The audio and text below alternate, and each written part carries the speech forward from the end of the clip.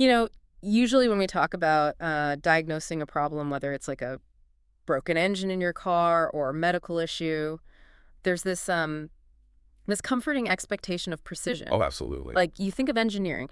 If you break your arm, you go to the hospital, they take an x-ray, and it shows that unmistakable, jagged white line. And the doctor just points at the screen and says, there it is, broken. Right. It's a very clean binary reality. Right. The bone is either fractured or it isn't. And I Yeah. think we crave that mechanical certainty in almost every aspect of life. Yeah. We want to believe that if we just turn a specific dial or, apply a specific cast, the machine or the body will respond exactly as predicted every single time. But then you step into the world of macroeconomics, and suddenly that x-ray machine is, like, utterly useless. The dials on the control board don't do what they're supposed to do. You turn the steering wheel left, and the car somehow moves diagonally. Which is terrifying if you're the one driving. Right, exactly. We're looking at a diagnostic landscape that is entirely murky simply because the moving parts aren't gears or pistons. They're human beings. Yeah. The economy is not a machine. It's a biological organism made up of the collective psychology, the shifting expectations, and the just totally unpredictable behaviors of millions of people. Well, and when a policymaker pulls a lever, they aren't pulling a cable attached to a brake pad. No, not at all. They're sending a signal to millions of individuals, hoping those individuals react the way, the textbooks say they should. And spoiler alert, they often don't. They really don't, which is exactly why we're here today. Welcome to the Deep Dive.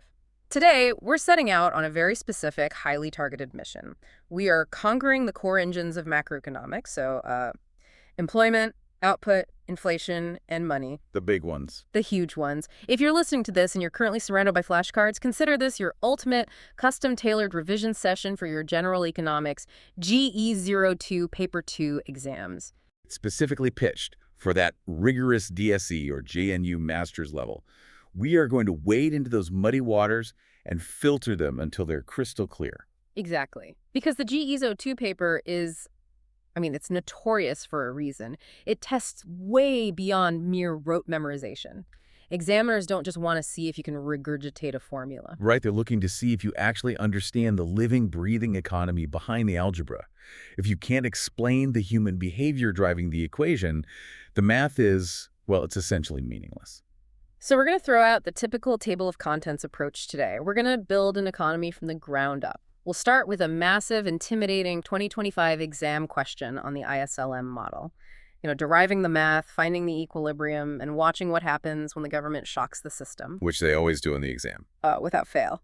From there, we'll look at the human cost of those policies by exploring the Phillips curve and the illusion of the inflation-unemployment trade-off.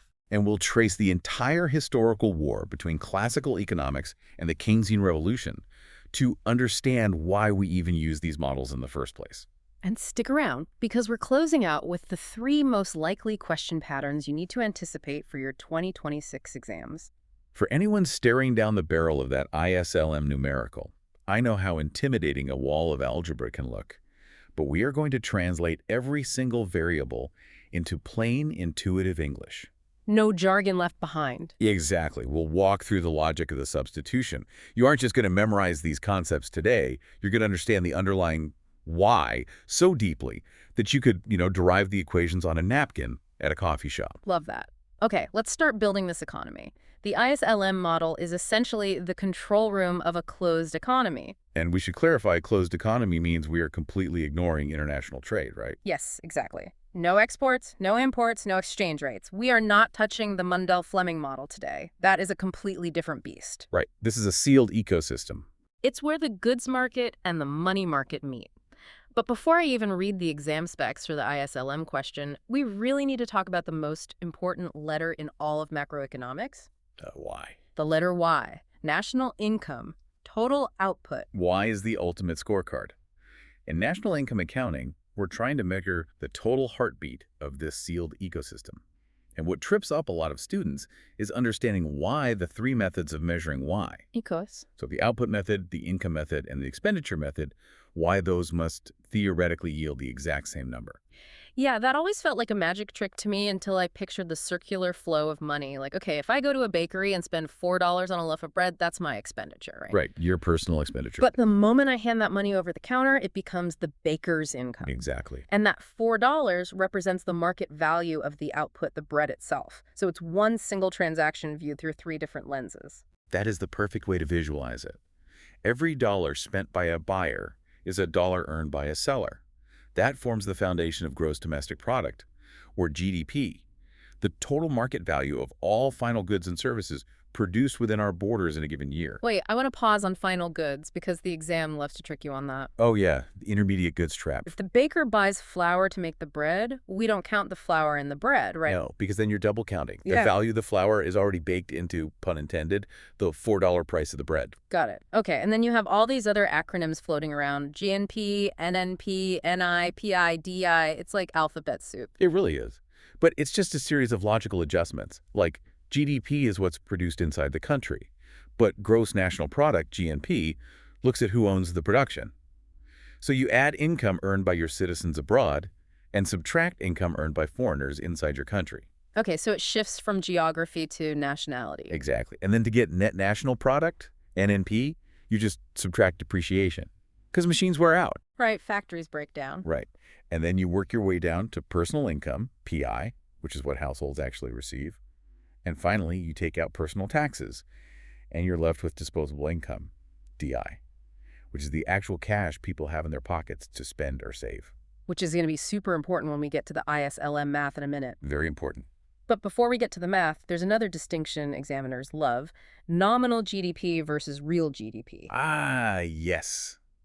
The inflation illusion. Right, because nominal GDP is basically just asking, did we actually bake more bread or did the bread just get more expensive? Precisely. And the latter is what we want to strip away.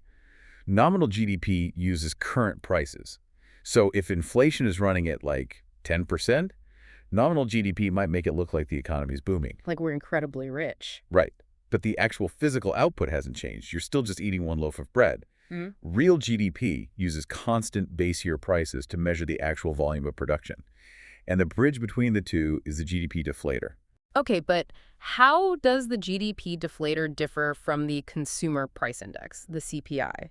Because, we hear about CPI in the news constantly, but economists seem to prefer the deflator for national accounts. Well, it comes down to scope.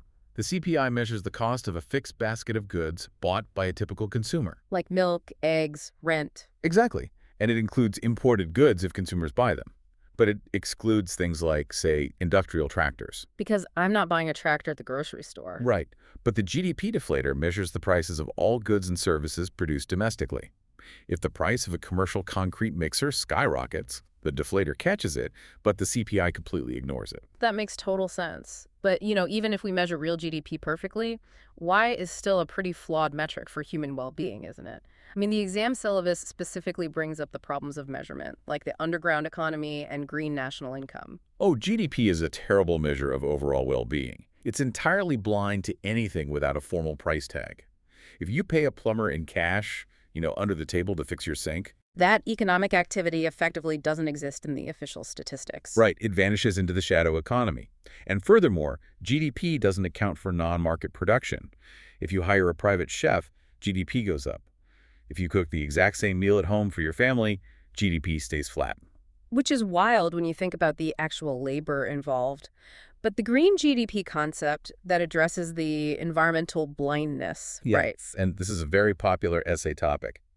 Under traditional GDP, if a chemical plant dumps toxic waste into a river, producing those chemicals boosts GDP. Because they're selling the chemicals. Right. Then, when the government has to spend $50 million to clean up the toxic river, that cleanup effort also boosts GDP. That's insane. The traditional metric celebrates both the destruction and the repair as economic victories. It's completely perverse. Green national income attempts to correct this by subtracting the cost of natural resource depletion and environmental degradation from the national accounts.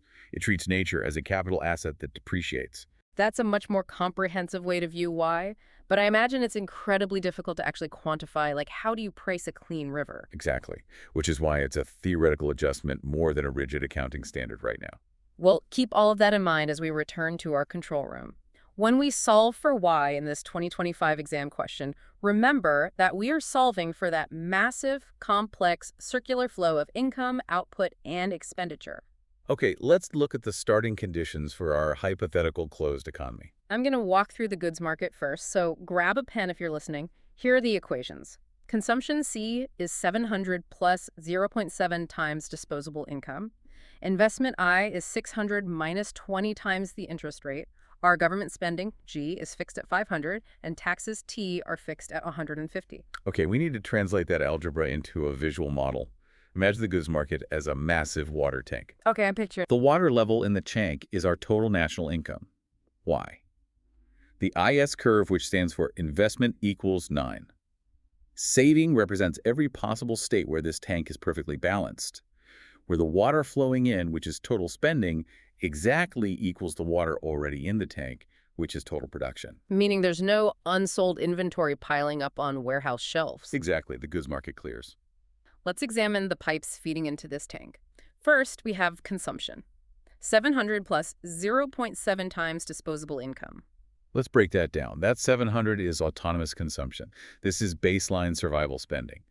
Even if national income drops to absolute zero, people still need to eat. Right. They'll dip into their savings, sell their assets, or, I don't know, borrow money just to buy basic groceries. Right. The economy will always consume at least 700 units. And the 0.7, that's the marginal propensity to consume, the MPC, right? Yes, and this is purely a measure of human psychology. It tells us that for every extra dollar of disposable income a worker takes home after they've paid that flat tax of 150 bidness, they immediately spend 70 cents back into the goods market, and they save 30 cents in a jar. Okay, the second pipe is investment. 600 minus 20 times the interest rate. And in macroeconomics, we aren't talking about, like, buying mutual funds, right? We're talking about physical capital. Yes, physical investment. We're talking about businesses buying heavy machinery, laying down fiber optic cables, building new factories. That 600 represents baseline business optimism, what Keynes called the sheer animal spirits of entrepreneurs wanting to expand. But to build a factory, a business usually has to borrow money. Which introduces the interest rate, and R acts as a pressure valve on this investment pipe. I like that visual. The interest rate is the cost of borrowing. So as R rises, that pressure valve tightens. Borrowing becomes prohibitively expensive. That minus 20 coefficient tells us exactly how sensitive these businesses are to the interest rate. If the rate ticks up, the flow of investment water slows down significantly. Okay, so if we combine consumption, investment, and government spending, we get the total aggregate demand. But to find the IS curve equation, we have to set y equal to all of that. So if I'm a student sitting in the exam hall, I literally just write down y equals c plus I plus g. And then you substitute the equations in. Right. You do the algebraic heavy lifting, you plug in the consumption function, being very careful to remember that disposable income is y minus t. So y minus 150. That's a classic mistake. People just put y instead of y minus 150. Exactly. Don't forget the taxes. Then you plug in the investment function and the government spending of 500. After you simplify all those terms and group the y variables on one side, you are left with the final IS equation. And the math reveals a negative relationship between y and r, which means the IS curve slopes downward on a graph. Let's make sure we understand the logic of that downward slope, not just the math. Let's trace it. If the interest rate falls, the pressure valve opens. Borrowing becomes dirt cheap. Businesses suddenly pull the trigger on building those new factories. And this massive injection of investment spending means construction workers get hired. Right. And those workers take their new paychecks, they keep 30 cents, and they spend 70 cents at local businesses, thanks to the MPC. The local businesses then have more income, so they hire more people. This is the investment multiplier effect in action. A lower interest rate triggers a cascade of spending that pushes total national income, Y, much higher. Low R means higher Y, downward slope. Downward slope, exactly. That's the goods market tank. It feels pretty intuitive, but it's only half the story. The economy has a second, equally important water tank, the money market. And this is where we derive the LM curve. The exam specs say money demand is 0.2 times income minus 50 times the interest rate. And the real money supply is rigidly fixed at 400. Okay, the LM curve, which stands for liquidity preference equals money supply, represents the equilibrium in this second tank. It shows all the points where the amount of physical cash people want to hold in their wallets exactly matches the amount of cash the central bank has injected into the economy. So the central bank controls the supply pipe. They've locked it at 400. That's just a vertical line on a graph. It doesn't care about the interest rate at all. Right, it's completely exogenous. But the demand for money, the drain at the bottom of the tank, is highly behavioral. 0.2 times income minus 50 times the interest rate. This brings us directly to Keynes's theory of liquidity preference. Why do people want to hold actual zero-yielding physical cash instead of investing it? Keynes identified 3 distinct motives for holding money. The first is the transaction motive. You need liquid cash to buy everyday things, groceries, train tickets, coffee. Right. When national income, Y, is high, the economy is booming, people are doing a lot more shopping, so they need more walking around money. That explains the positive relationship. 0.2 times income. As Y goes up, money demand goes up. Makes sense. The second is the precautionary motive, right? Keeping some cash hidden under the mattress just in case your car breaks down or there's a sudden medical emergency. Yes, essentially a rainy day fund. Yeah. It's also generally tied to income. But the third motive is where the real genius of the LM curve lies. The speculative motive. The idea of holding money as an asset class to time the market. Think about the alternative to holding cash. You could take that cash and buy government bonds, which pay you an interest rate. Therefore, the interest rate is the opportunity cost of holding physical cash. Wait, opportunity cost. So what I'm giving up by keeping cash in my wallet.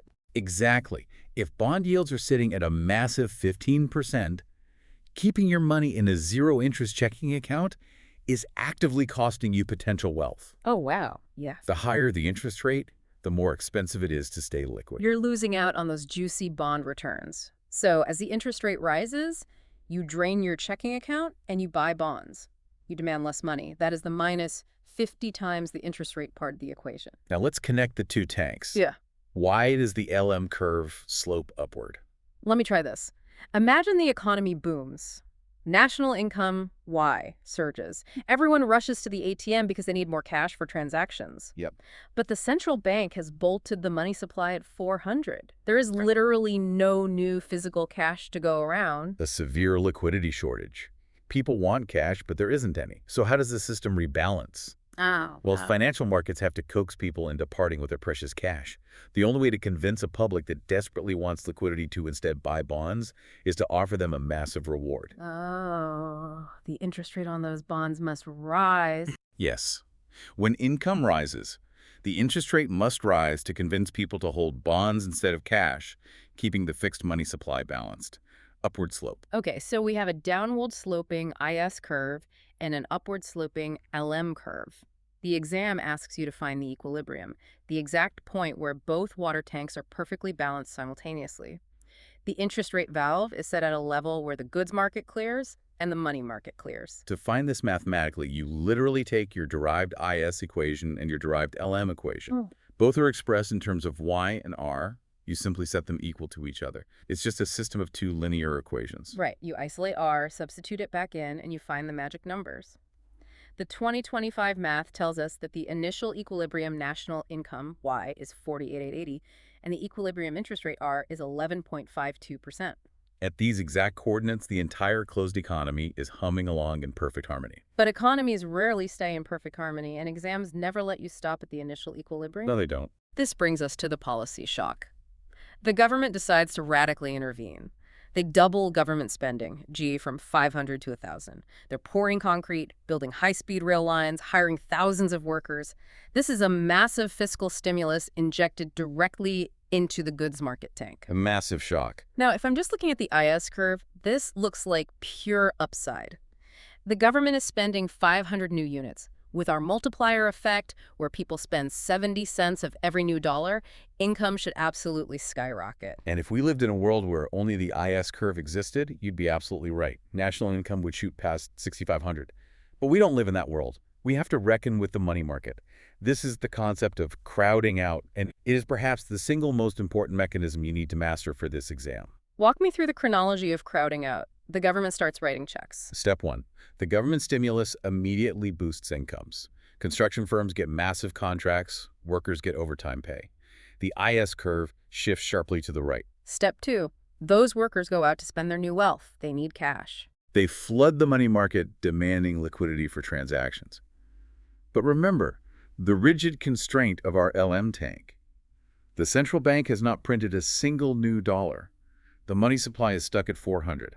Wait, I need to stop you there. If the government is spending 500 new units, where did they get that money if the central bank didn't print it? They can't just materialize it out of thin air. Brilliant question. If they aren't printing it, and they didn't raise taxes, because remember, taxes are still fixed at 150 point, they must borrow it. Okay. The government has to issue massive amounts of new treasury bonds to the public to fund this high-speed rail project. So the government is essentially walking into the financial markets with a giant vacuum cleaner sucking up all the available savings. Yes, they are competing directly with private businesses for a limited pool of loanable funds. To convince the public to buy all these new government bonds instead of corporate bonds, the government has to offer incredibly attractive yields. The interest rate starts to climb rapidly. And as the interest rate climbs, the pressure valve on private investment starts to choke. This is step 3. The math from our 2025 paper shows the interest rate gets driven up from 11.52% to a staggering 16.8%.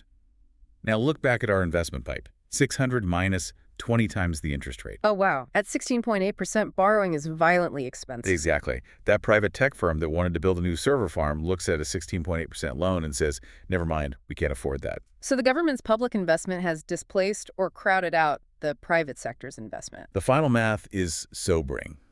Because of this massive spike in interest rates, the economy misses out on about 349 units of potential income growth. The final equilibrium Y settles at roughly 61.97. Yes, the economy grew due to the stimulus, but nowhere near as much as the simple multiplier promised. And it did so at the direct expense of private business expansion. Right. This isn't just theory either. If you want a real-world anchor for this, look at the early 1980s under Paul Volcker in the United States. The government was running massive Reagan-era budget deficits, so huge fiscal stimulus, but the central bank was keeping the money supply incredibly tight to fight inflation. The perfect storm for crowding out. The result, interest rates went through the roof, hitting like 20%.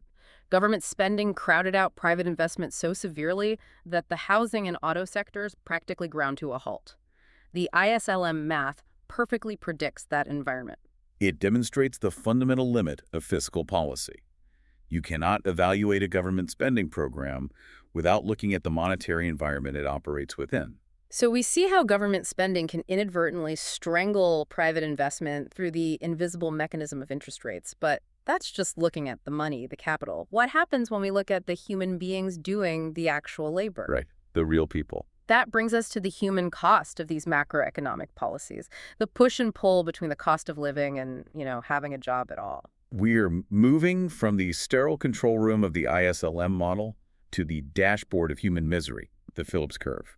Because ultimately, the entire goal of managing Y is to manage employment and inflation. Let's wind the clock back to 1958. A New Zealand economist named A.W. Phillips publishes a paper examining nearly a century of data from the United Kingdom. He wasn't looking to create a grand theory, he was literally just plotting empirical data points. He plotted the rate of unemployment against the rate of wage inflation, going all the way back to the 1860s. And what emerged from the data was an incredibly neat, stable, downward-sloping curve. When unemployment was low, wages rose rapidly. When unemployment was high, wage growth stagnated. It makes intuitive sense. Like, if unemployment is at 2%, businesses are desperate for workers. To poach a good employee from a rival firm, you have to offer a massive pay bump. Wages spiral upward. But if unemployment is at 15%, there's a line of desperate people outside the factory door willing to work for pennies. Wages flatline. Exactly. And this wage inflation was soon translated into general price inflation by other economists. And for policymakers in the 1960s, the Phillips curve was treated like a miraculous menu. It offered a predictable trade-off. The restaurant menu of macroeconomics. You want the low unemployment special. Great, the waiter brings it out, but it comes with a side dish of 5% inflation. You want zero inflation. Fine, but you have to order the 8% unemployment platter. Governments believed they could literally pick a point on this curve and park the economy there permanently. They thought, we can use fiscal stimulus to artificially push unemployment down to 3%, and as long as we're willing to tolerate 4% inflation forever, everyone will be happy. They thought they had hacked the system. They really did. But this entire assumption relies on treating the working public like programmable robots who never learn from their environment. I always think of the original Phillips curve like caffeine tolerance. Oh, I like that. Walk us through that. Okay, so at first, you're feeling lethargic. Let's call that a baseline of high unemployment. You drink a massive cup of espresso. The government stimulates the economy. You get a huge jolt of energy. The economy revs up, business is higher, and unemployment drops. You feel fantastic even if your heart is beating a little faster than normal. That slightly elevated heart rate is the inflation. The short-run victory. Right. But your body isn't a static machine. It adapts. It builds a tolerance. The next day, that single cup of espresso doesn't give you the same energy. You need 2 cups, then 3 cups, just to feel normal. Eventually, your body is completely desensitized to the caffeine. It stops working. You're back to being lethargic, back to your baseline unemployment. But now, because you're drinking 5 espressos a day, you have a permanently racing heart and the jitters. You are stuck with high inflation, and you gained absolutely no permanent energy. That is an exceptionally precise analogy for the theoretical revolution brought about by Milton Friedman and Edmund Phillips in the late 1960s. They looked at the menu and said, this trade-off is an illusion. It only exists in the short run. They introduced the concept of adaptive expectations. So how does the worker realize they're just building a caffeine tolerance? How does adaptive expectations work in the labor market? Let's trace the cycle. The government stimulates the economy. Demand surges. To meet this demand, businesses start hiring, and they offer slightly higher wages to attract workers. Unemployment falls. But simultaneously, because demand is surging, the prices of goods in the stores go up. Initially, the workers fall victim to what economists call money illusion. Yes. Money illusion is a cognitive bias. The worker sees their paycheck go from $100 to $105. They think, I am 5% richer. They feel wealthy, so that they willingly work more hours. They don't immediately realize that the price of groceries and rent has gone up by 7%. So they're actually poorer. Right. They're evaluating their wealth in nominal terms, not real purchasing power. But the illusion always fades. You can only go to the grocery store so many times before you realize your $105 buys fewer apples than your old $100 did. That is the exact moment expectations adapt. The worker realizes their real wage has actually fallen. They adapt their expectation of future inflation based on what they are experiencing right now. They realize inflation isn't 2% anymore, it's 5%.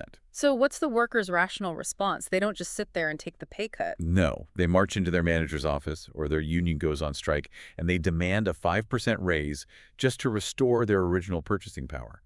They demand that wages catch up to inflation. And when the business is forced to pay these newly adapted higher wages, their profit margins collapse. The cost of production spikes. Which means the business can no longer afford to maintain that artificially high headcount. They start laying people off. As the layoffs happen, unemployment rises right back to where it started. But the inflation doesn't vanish. No. Visually, on a graph, the entire short-run Phillips curve, the SRPC, shifts vertically upward. The economy is returned to its baseline level of unemployment. This is what Friedman called the natural rate of unemployment, or the NARU, the non-accelerating inflation rate of unemployment. NARU. Right. But now, because the curve shifted up, that natural rate of unemployment intersects with 5% inflation instead of 2%. So if the government panics, looks at the higher unemployment, and tries to stimulate the economy a second time with an even bigger dose of caffeine, the exact same cycle repeats. Short-term drop in unemployment due to money illusion. Workers realize prices are up. Expectations adapt. Wages rise. Businesses fire workers. Unemployment returns to NARU. But now the curve shifts up again and you're stuck with 8% inflation. You're just ratcheting up the cost of living while achieving absolutely zero permanent job creation. If you connect all those dots, every point where the economy inevitably settles back at the NARU after the money illusion fades, you do not get a downward sloping curve. You get a completely vertical line. The long-run Phillips curve is vertical. A vertical line anchored at the structural natural rate of unemployment. This is a devastating conclusion for an activist government. It means that in the long run, monetary policy is neutral. Completely neutral. Printing money can temporarily trick people, but ultimately it only raises the price level. It cannot alter the real variables of the economy. You cannot print your way to permanent prosperity. It forces policymakers to realize that if you want to lower the natural rate of unemployment, you can't use the central bank. You have to use structural reforms, better education, breaking up monopolies, improving infrastructure. You have to change the real capacity of the economy, not just manipulate the demand for it. Listening to this evolution from Phillips to Friedman, it raises a massive historical question. Why did governments in the mid-20th century believe they had this godlike control over aggregate demand in the first place? It's a great question. To understand the hubris of the policy models, we have to pull back and look at the philosophical war that defined modern macroeconomics, the clash between the classical school and the Keynesian revolution. It is the ultimate ideological battle. Before we can appreciate what John Maynard Keynes built, we have to understand the elegant, almost clockwork universe of the classical economists that he tore down. Picture the late 19th and early 20th centuries. The era of Adam Smith's invisible hand maturing into a formal mathematical system. What were the foundational pillars of the classical worldview? The most crucial pillar is Say's law, named after Jean-Baptiste Say. It states simply, supply creates its own demand. Which sounds completely backward to modern ears. How can the mere act of supplying something guarantee that someone wants to buy it? If I manufacture 10,000 left-handed neon green coffee mugs, Say's law implies the demand will magically materialize. Right, but to understand, you have to look at the macro aggregate, not the micro-specific. The logic rests on the circular flow of income we discussed earlier. If a factory produces $1 million worth of goods, it has to pay $1 million to its workers in wages, to its landlords in rent, and to its owners in profit. Okay. Therefore, the very act of production inherently generates the exact amount of income necessary to buy the goods produced. The purchasing power is distributed simultaneously with the creation of the product. Exactly. In the classical view, there can never be a general glut or a systemic deficiency in aggregate demand. Sure, you might have miscalculated the market for neon green mugs and those will sit unsold, Right. but that just means people are spending their income on shoes instead. A specific sector might suffer, but the aggregate economy will always clear. Wait, but what if people don't spend all their income? What if the workers take their wages and bury 20% of it in the backyard? Doesn't that break the circular flow? The classicals had a mechanism for that, the perfectly flexible interest rate. They assume that people don't bury money, they put it in banks. Savings represent the supply of loanable funds. If savings rise, the supply of funds increases, which pushes the interest rate down. Okay, so the price of money falls. The interest rate will fall until borrowing becomes so cheap that businesses borrow every single saved penny to invest in capital. So the interest rate acts as a perfect shock absorber, guaranteeing that savings always equals investment. Every dollar unspent by a consumer is perfectly recycled as an investment dollar by a business. The flow never breaks. And this extends to the labor market. The second pillar is perfectly flexible wages. If there is a sudden spike in unemployment, the classicals argued it was merely temporary. In a free market, unemployed workers will compete for the available jobs by offering to work for less money. Wages will naturally fall until it becomes profitable for businesses to hire everyone back. So the labor market always clears. By definition, anyone who doesn't have a job in a classical model is choosing not to work at the current wage rate. Unemployment is purely voluntary. This self-healing nature led to their grandest conclusion, the classical dichotomy. This is the profound belief that the real economy, the physical production of goods, the hiring of workers, the real purchasing power of wages is completely separated by a firewall from the monetary economy. Money is just a veil over barter. Precisely. If the central bank doubles the money supply overnight, the classicals argued that prices and nominal wages would simply double instantly. The physical output of the factories wouldn't change. Money is neutral, it affects nominal prices, but never real output. It is a beautifully optimistic theory, a perfectly balanced, self-correcting machine that hums along at full employment forever, and then the calendar turns to October 1929. Yeah. Reality hits. The stock market crashes, the Great Depression sets in, and suddenly the elegant classical machine shatters. The 1930s were a traumatic empirical refutation of classical theory. You had 25% unemployment in the United States.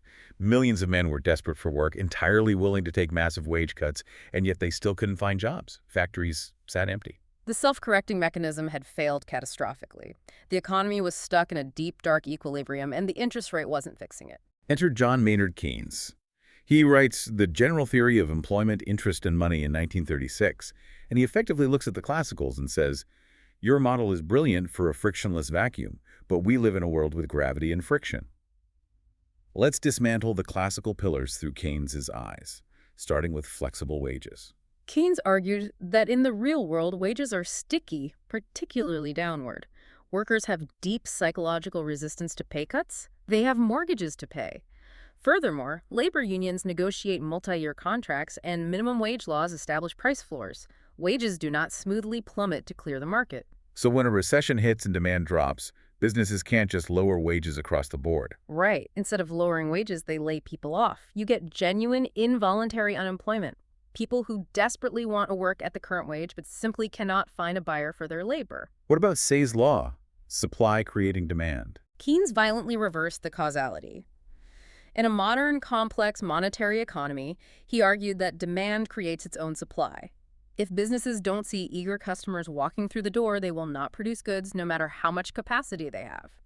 The critical driver of the economy is aggregate demand, or effective demand. The most fragile, volatile component of aggregate demand isn't everyday consumer spending, it's private investment. This is where Keynes introduced human psychology back into the math. He coined the term animal spirits to describe the irrational, emotional drivers behind business investment. Entrepreneurs base their decisions on gut feelings, herd mentality, and confidence about a highly uncertain future. If a financial shock destroys that confidence, if animal spirits collapse, businesses slam the brakes on investment immediately. And because of sticky wages, the system doesn't self-correct. The circular flow violently breaks, which leads to one of the most counterintuitive, mind-bending concepts in the Keynesian framework, the paradox of thrift. We are raised on the morality of saving. A penny saved is a penny earned. How on earth does Keynes argue that saving money can cause economic devastation? It is a paradox because it highlights the fallacy of composition, the assumption that what is good for the individual must be good for the collective whole. If you, as an isolated household, decide to save more of your income to prepare for an uncertain future, that is microeconomic prudence. You're protecting yourself. But if everybody tries to be prudent at the exact same time? Disaster. If the entire nation gets spooked and suddenly decides to cut spending and save more, aggregate consumption plummets. Retailers suddenly face massive unsold inventories. What do? They cancel orders with factories. The factories cut production and fire workers. The workers lose their income, which means they spend even less, causing more layoffs. National income Y goes into a free fall. And here's the paradox. Because total saving is a percentage of total income, as the national income shrinks drastically, the total absolute pool of savings in the economy actually falls. Wow. Their collective attempt to save more money caused a recession so deep that it destroyed their very ability to save. Individual virtue translates directly into macroeconomic vice. Keynes anchored this dynamic in his absolute income hypothesis, the consumption function.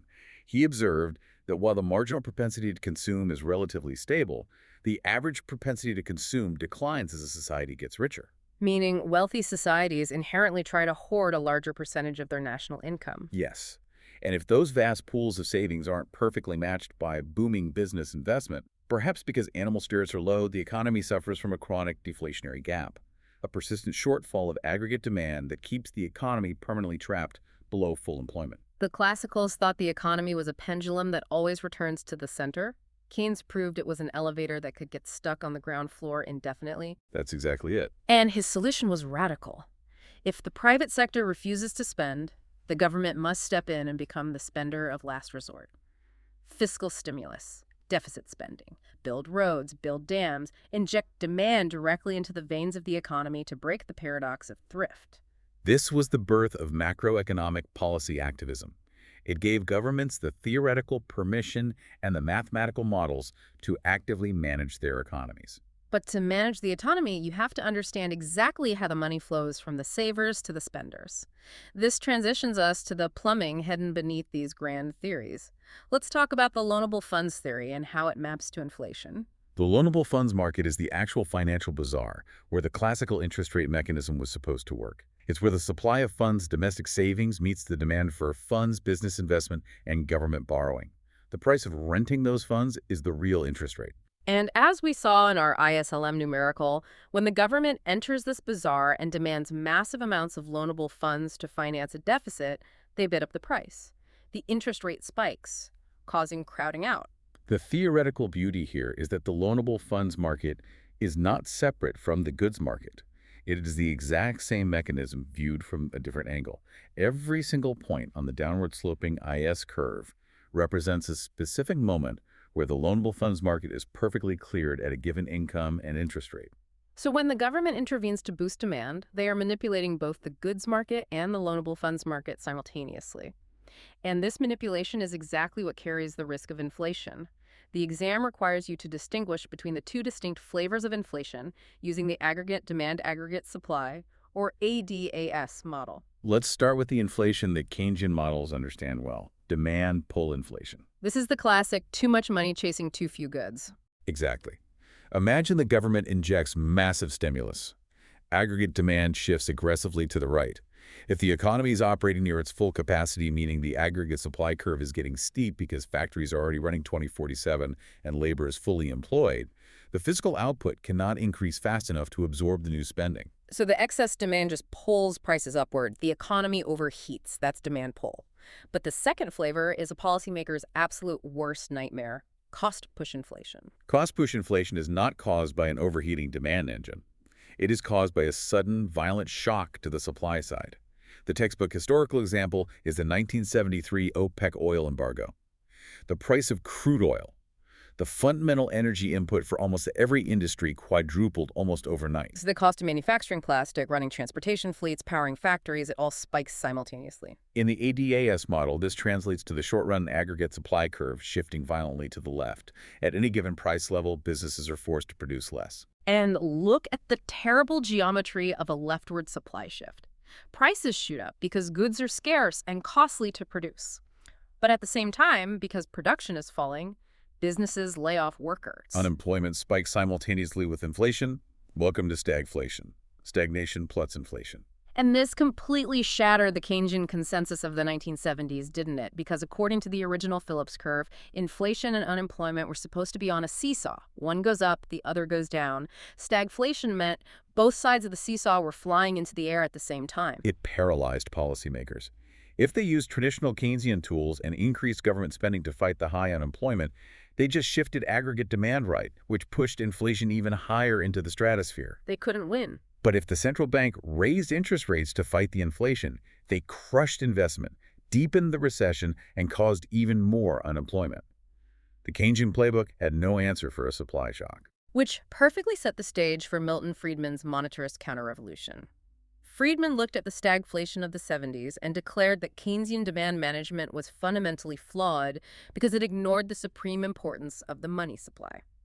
This brings us to the quantity theory of money. The exam requires you to trace the evolution of this theory. It starts with Irving Fisher's famous equation of exchange, MV equals BT. M is the money supply. V is the velocity of money, how fast a single dollar bill changes hands in a year. P is the price level, and T is the total volume of transactions. Or, more commonly today, MV equals PY, where Y is real national output. Fisher argued that velocity and output are largely determined by real structural factors and remain relatively constant in the short run. Therefore, any change in M, the money supply, must directly and proportionally cause a change in P, the price level. If you print 10% more money, prices rise by exactly 10%. Then you have the Cambridge cash balance approach, developed by economists like Marshall and Pigou. They rearranged the focus to human behavior. M equals KPY. Here, K is the proportion of nominal income that people desire to hold as liquid cash balances. It is the inverse of velocity. But both the Fisher and Cambridge approaches essentially led to the same classical conclusion: money is a veil. Yes, but Friedman provided the modern restatement. He argued that the demand for money is a highly stable function of several variables: permanent income, the return on bonds, the return on equities, and expected inflation. Because the demand for money is so remarkably stable, the central bank's erratic manipulation of the money supply is the primary cause of macroeconomic instability. Which leads to Friedman's most famous quote: "Inflation is always and everywhere a monetary phenomenon." He argued that stagflation wasn't an unsolvable mystery. It was the inevitable hangover of central banks printing too much money to fund Keynesian deficits, while labor markets adapted their expectations. For Friedman, the policy prescription was simple: abandon discretionary fiscal policy. It takes too long to implement and causes crowding out. Abandon discretionary monetary policy. Central bankers aren't smart enough to time the market. Just bind the central bank to a strict mechanical rule. Grow the money supply at a slow, steady rate of 3% a year, matching the natural growth rate of real output. Put the economy on autopilot and let the free market heal itself. It is incredible how we've come full circle. We started in the muddy waters of human behavior, built the mechanical control room of ISLM, watched it break down under stagflation, and arrived back at a debate over whether we should even be touching the dials at all. That is the beauty of macroeconomics. It is a constantly evolving dialogue between competing philosophies, constantly tested by the brutal reality of historical crises. And speaking of testing, it is time for our outro. We promised to deliver the strategic roadmap for the GE-02 Paper 2 exam. For the listener grinding through their final weeks of revision, gazing into the crystal ball, what are the top 3 exam patterns they need to ruthlessly prepare for in 2026? Based on the deep historical weightings of the DSE JNU papers, and particularly the structure of the recent 2025 exam, here is your strategic triage. Pattern 1 is the ISLM numerical derivation. You cannot escape the algebra. You really can't. Expect a question exactly like the one we opened with. You will be given raw, uncombined functions for consumption, investment, and money demand. You must be able to algebraically derive the IS equation and the LM equation from scratch. You must find the simultaneous equilibrium for Y and R. But the crucial differentiator, the part that earns the top marks, is the policy shock. Be prepared to mathematically prove the crowding out effect. Show the initial multiplier effect, then show how the endogenous rise in the interest rate chokes off private investment. Master the mechanics of the dual water tanks. What is pattern 2? Pattern 2 is a heavy theoretical essay on the Phillips curve and expectations. The examiners love testing the friction between short-run policy and long-run reality. You must be able to vividly contrast A.W. Phillips's original downward-sloping curve with the Friedman-Phelps expectations augmented version. Draw the shifting short-run Phillips curves. Define the NIRU explicitly. And use the right keywords. Yes. The keywords the grader is hunting for are adaptive expectations, money illusion, and long-run neutrality. Explain why the long-run curve is a vertical wall. The caffeine tolerance analogy put into formal academic language. And the final pattern. Pattern 3 is the philosophical heavyweight clash. Keynes versus Friedman on the transmission mechanism of money. You will likely face a comparative essay. You need to explain the Keynesian view that an increase in money supply lowers interest rates, which stimulates investment, which boosts real output. In the Keynesian world, money matters for real variables in the short run. Contrast this directly with Friedman's restatement of the quantity theory, emphasizing the stability of money demand and his absolute conviction that in the long run, money is purely neutral and only dictates the price level. That is a phenomenal, highly targeted roadmap. If you can confidently articulate those 3 patterns, you are going to walk into that exam hall with an immense structural advantage. Just remember, an equation without an explanation is just a string of symbols. Always anchor your math to the human behavior it represents. We promised to clear up the diagnostic muddy waters today, and I think we've provided a pretty powerful sonar system. But before we sign off, I want to leave you, the listener, with a final, slightly dangerous thought to ponder while you review your notes. We spent a lot of time today talking about Milton Friedman's adaptive expectations, the idea that workers eventually catch on to inflation after they experience it, proving that the government can't fool the public forever.